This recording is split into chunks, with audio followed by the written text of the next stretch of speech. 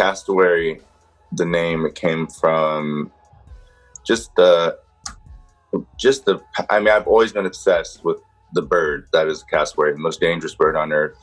It's beautiful, lots of colors like blue, orange, red, green. They're menacing, but it's just, they're a lot to take in. A lot of people don't really know what the bird is, so I highly suggest checking that out. Yeah, just the power and the mystery behind it. I kind of wanted to have those elements with my music. Yeah, I think we accomplished that. Yeah. If you listen to the album, you'll hear that we definitely like to experiment with genres and different sounds and stuff like that. I think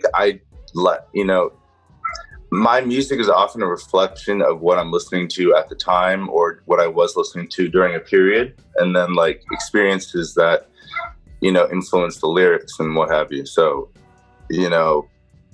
back before I was even considering making this album, I was like doing a lot of writing with jazz music. I was essentially just doing straight ahead jazz.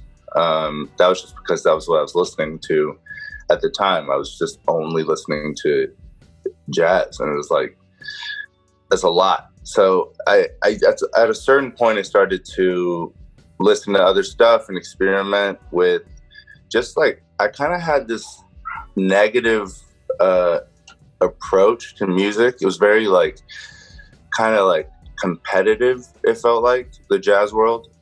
It didn't feel as collaborative as it even does now. That this was like 5-6 years ago. Now I think there's a lot been happening that's been really interesting. But I just kind of had to take a break from that, and that's where I started experimenting with like singing and like playing guitar and playing bass, and it definitely changed the way I thought about music, and it could be a lot more minimalist and simplistic with stuff. And just kind of enjoy it more, enjoy the songwriting process more. And also writing from, so another thing is when I'm composing jazz music, or at least when I was, it kind of felt like I was writing for jazz musicians and other musicians who would appreciate it. Because to be honest, like jazz isn't, as digestible to the masses necessarily as maybe something that's like, pop music. So I definitely felt that lack of connection with certain audiences. Sometimes I get a really deep connection with someone, but I kind of wanted to apply to both, because I also appreciate pop music, and pretty much all music.